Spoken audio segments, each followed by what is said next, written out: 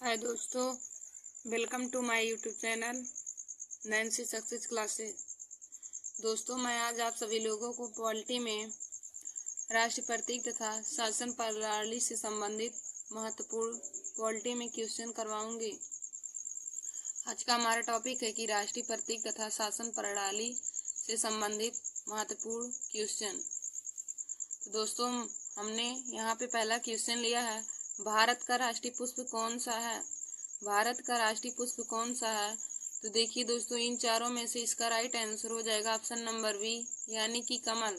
भारत का राष्ट्रीय पुष्प कमल है। दोस्तों, अगर आप सभी लोगों को क्वेश्चन में पूछे कि भारत का राजकीय फूल क्या है, तो आप सभी लोग प्लस लगाएंगे, और राष्ट्रीय पुष्प पूछे तो कमल। तो राष्ट्रीय पुष्प कमल है और राजकीय पुष्प प्लस है।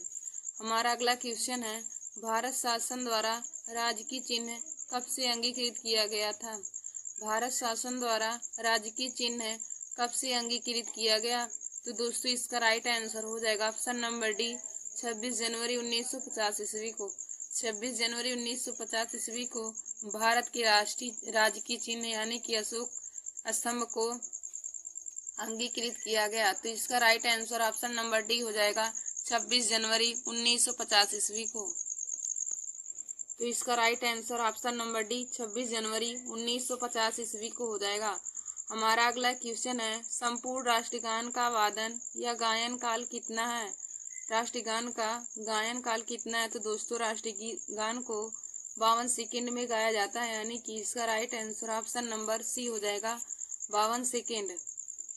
राष्ट्रीय गान को गाने का समय हमारा 52 सेकेंड है, और यदि राष्ट्रीय गीत को गाने का समय पूछे तो वह उसका आंसर हो जाएगा 65 सेकेंड। राष्ट्रीय गीत को 65 सेकेंड में खत्म किया जाता है, जबकि राष्ट्रीय गान को गाने का समय 52 सेकेंड होता है।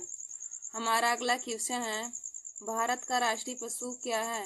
भारत का राष्ट्रीय पशु क्या है। तो दोस्तों, भारत का राष्ट्रीय पशु बाघ है। भारत का राष्ट्रीय पशु बाघ है। हमारा अगला क्वेश्चन है, भारत का राजकीय पक्षी क्या है। भारत का राष्ट्रीय पक्षी क्या है। तो दोस्तों, भारत का राष्ट्रीय पक्षी मोर है। भारत का राष्ट्रीय पक्षी मोर है। तो इसका right answer option number C मोर हो जाएगा। यदि दोस्तों उत्तर प्रदेश का राजकीय पक्षी पूछे तो उसका राइट आंसर सारस हो जाएगा। उत्तर प्रदेश का राजकीय पक्षी सारस है, जबकि भारत का राष्ट्रीय पक्षी मोर है। हमारा अगला क्वेश्चन है, भारत के राष्ट्रीय ध्वज की लंबाई एवं चौड़ाई का अनुपात है। भारत की राष्ट्रीय ध्वज की लंबाई एवं चौड़ाई का अनुपात है।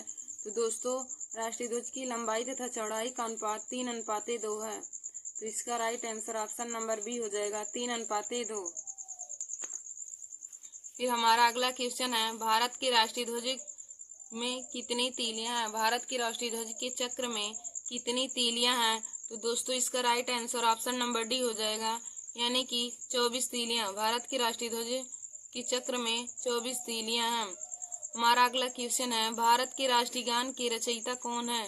भारत के राष्ट्रीय गान के रचयिता कौन है। तो दोस्तों, इसका राइट आंसर हो जाएगा option number B, Rabindranath Tagore. Rabindranath Tagore Bharat के राष्ट्रीय गान के रचयिता हैं। रविन्द्रनाथ टैगोर जी भारत के राष्ट्रीय गान के रचयिता हैं। और यदि राष्ट्रीय गीत के रचयिता पूछे तो उसका राइट आंसर बंकिम चंद्र चटर्जी हो जाएगा। बंकिम चंद्र चटर्जी राष्ट्रीय गीत के रचनाकार हैं। फिर हमारा अगला क्वेश्चन है, राष्ट्रीय गान जन गण मन सर्वप्रथम कब और कहाँ गाया गया था।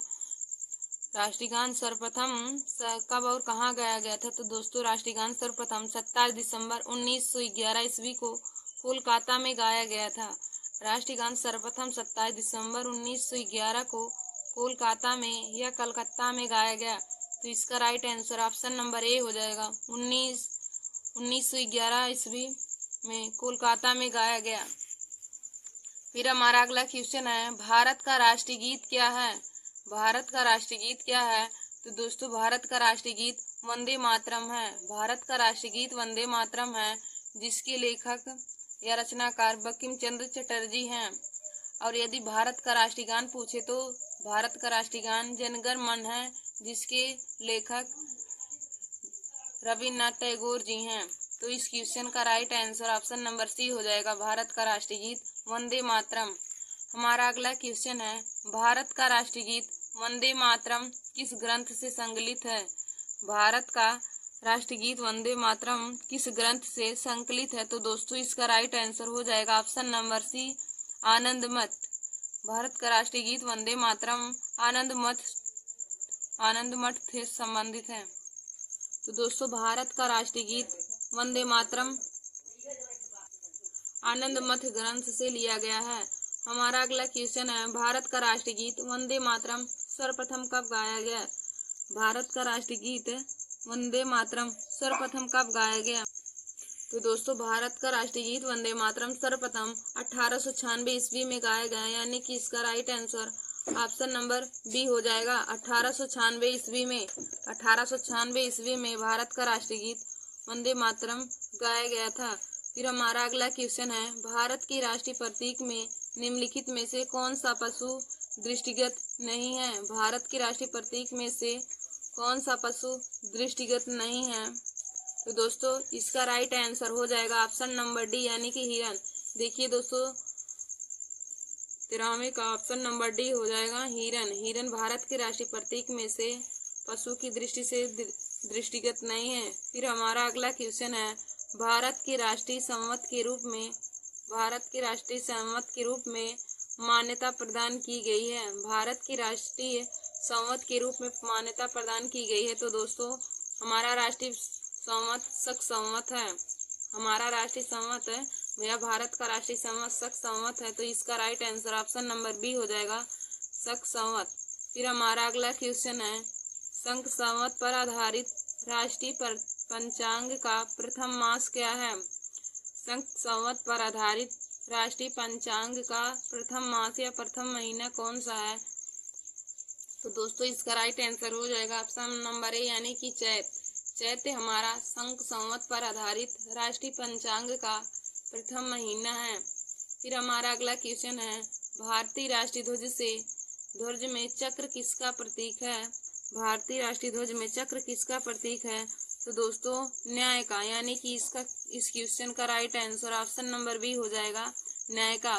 भारतीय राष्ट्रीय ध्वज में चक्र न्याय का प्रतीक है। फिर हमारा अगला क्वेश्चन है, निम्नलिखित में से कौन सी भारतीय संविधान की विशेषता नहीं है? निम्नलिखित में से कौन सी भारतीय संविधान की विशेषता नहीं है? तो दोस्तों इसका right answer option number B हो जाएगा अध्यात्मात्मक सरकार। अध्यात्मात्मक सरकार हमारी भारतीय संविधान की विशेषता नहीं है, जबकि संसाधात्मक सरकार, स्वतंत्र न्यायपालिका और संघात्मक सरकार भारतीय संविधान की विशेषता है, जबकि अध्यात्मक सरकार भारतीय संविधान की विशेषता नहीं है। तो इस क्वेश्चन का right answer option number B हो जाएगा।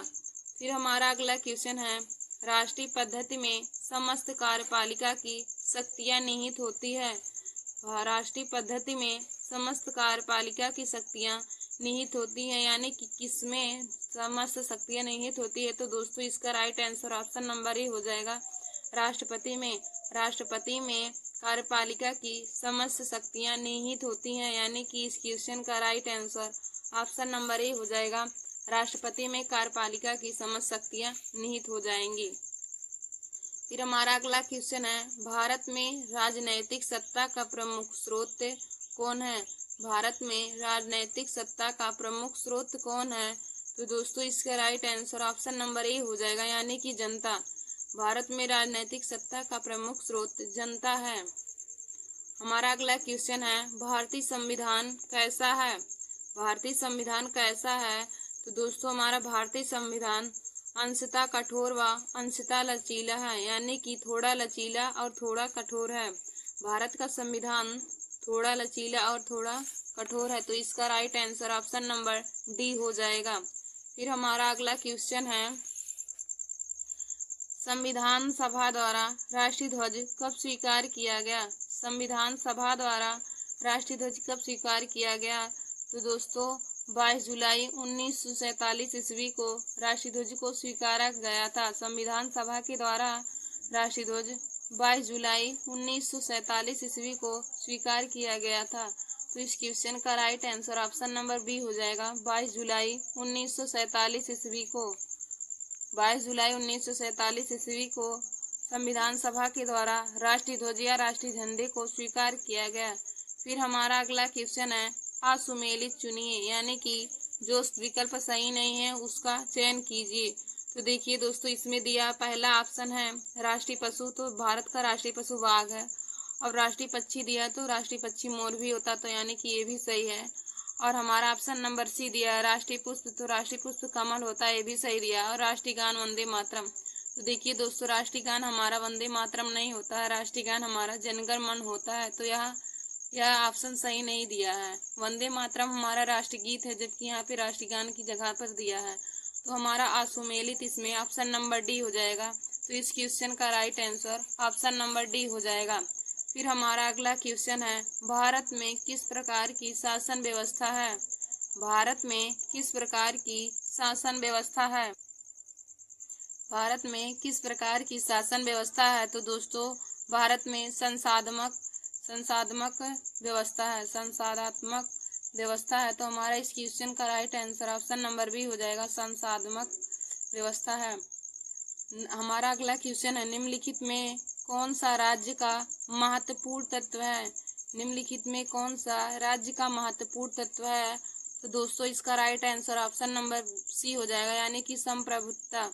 संप्रभुता राज्य का सबसे महत्वपूर्ण तत्व है। संप्रभुता राज्य का सबसे महत्वपूर्ण तत्व होता है। फिर हमारा अगला क्वेश्चन है भारत में संसदीय प्रणाली की सरकार है। भारत में संसदीय प्रणाली की सरकार है क्योंकि मंत्रिपरिषद लोकसभा के प्रति उत्तरदायी होते हैं। क्योंकि मंत्रिपरिषद लोकसभा के प्रति उत्तरदायी होते हैं। तो इसका right answer option number D हो जाएगा, क्योंकि मंत्रिपरिषद लोकसभा के प्रति उत्तरदायी होते हैं।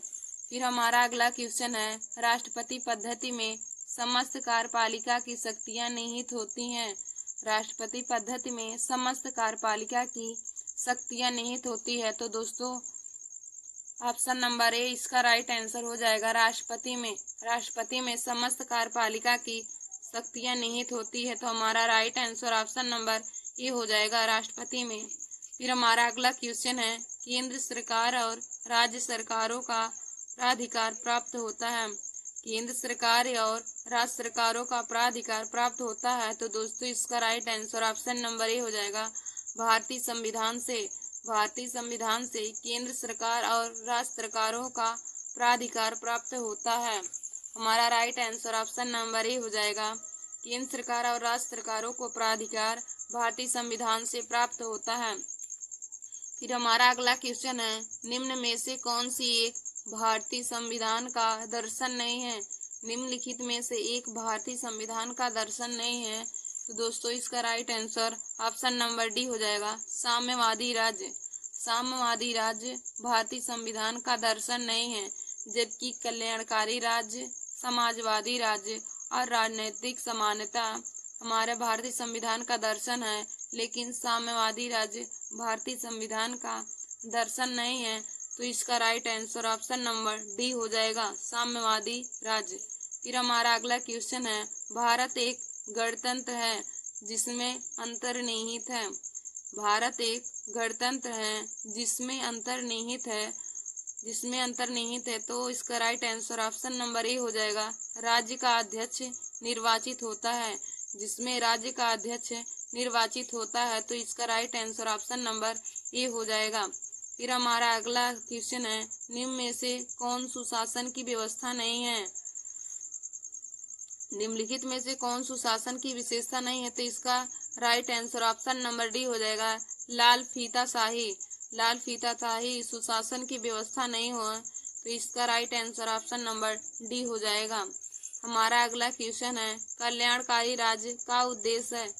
कल्याणकारी राज्य का उद्देश्य है। तो दोस्तों, इसका right answer option number B हो जाएगा, कमजोर वर्गों के कल्याण का प्रबंध करना। कल्याणकारी राज्य का उद्देश्य होता है कि कमजोर वर्गों के कल्याण का प्रबंध करना। कल्याणकारी राज्य का उद्देश्य होता है कि कमजोर वर्गों के स्वास्थ्य की कमजोर वर्गों के कल्याण का प्रबंध करना। तो इसका right answer option number B हो जाएगा। फिर हमारा अगला क्वेश्चन है, भारत का राष्ट्रीय वृक्ष क्या है? भारत का राष्ट्रीय वृक्ष क्या है? तो दोस्तों भारत का राष्ट्रीय वृक्ष बरगद है, यानी कि इसका राइट आंसर ऑप्शन नंबर ए हो जाएगा।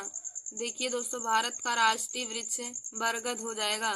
फिर हमारा अगला क्वेश्चन है, निम्नलिखित में से कौन एक अध्यात्मक शासन प्रणाली का आधारभूत तत्व है? निम्नलिखित में से कौन सा एक अध्यात्मक शासन प्रणाली का आधारभूत है? तो इसका right answer option number B हो जाएगा, एकल कार्यपालिका। एकल कार्यपालिका अध्यात्मक शासन प्रणाली का आधारभूत है।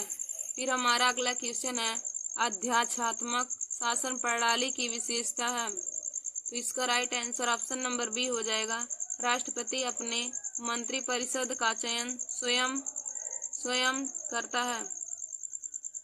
फिर हमारा अगला क्वेश्चन है, भारत सरकार द्वारा घोषित राष्ट्रीय दिवस क्या है? भारत सरकार द्वारा घोषित राष्ट्रीय दिवस क्या है? तो देखिए दोस्तों भारत सरकार के द्वारा घोषित राष्ट्रीय दिवस 15 अगस्त है, 26 जनवरी है और 2 अक्टूबर है, यानी कि इस क्वेश्चन का right answer option number D हो जाएगा। देखिए दोस्तों 15 अगस्त को स्वतंत्रता दिवस के रूप में मनाया जाता है, 26 जनवरी को गणतंत्र दिवस के रूप में मनाया जाता है और 2 अक्टूबर को गांधी जयंती के रूप में मनाया जाता है। देखिए दोस्तों 15 अगस्त 1947 ईस्वी को हमारा भारत देश आज़ाद हुआ था, इसलिए स्वतंत्रता दिवस के रूप में मनाया जाता है। और 26 जनवरी 1950 ईस्वी को भारतीय संविधान लागू हुआ था, इसलिए गणतंत्र दिवस के रूप में मनाया जाता है। और 2 अक्टूबर को महात्मा गांधी का जन्म हुआ था, इसलिए 2 अक्टूबर गांधी जयंती के रूप में मनाया जाता है। तो भारतीय सरकार के द्वारा राष्ट्रीय दिवस इनमें से तीनों हो जाएगा, यानी कि इस क्वेश्चन का right answer option number D हो जाएगा, उपयुक्त सभी। फिर हमारा अगला क्वेश्चन है, राष्ट्रीय गीत वंदे मातरम की रचयिता कौन है? राष्ट्रीय गीत वंदे मातरम की रचयिता कौन है? तो दोस्तों वंदे मातरम की रचयिता बंकिम चंद्र चटर्जी हैं। तो इसका right answer option number A Bankim Chandra Chatterjee हो जाएगा। फिर हमारा अगला क्वेश्चन है, बाघ यानी कि जिसका वैज्ञानिक नाम पैंथेरा टाइग्रिस है को राष्ट्रीय पशु का दर्जा किस वर्ष दिया गया? बाघ को राष्ट्रीय पशु का दर्जा किस वर्ष दिया गया? तो दोस्तों इसका राइट आंसर हो जाएगा ऑप्शन नंबर बी 1972 ईस्वी को। 1972 ईस्वी को बाघ को राष्ट्रीय पशु का दर्जा दिया गया था।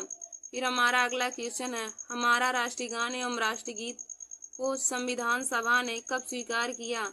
हमारा राष्ट्रीय गान जनगण मन एवं राष्ट्रीय गीत वंदे मातरम को संविधान सभा ने कब स्वीकार किया था?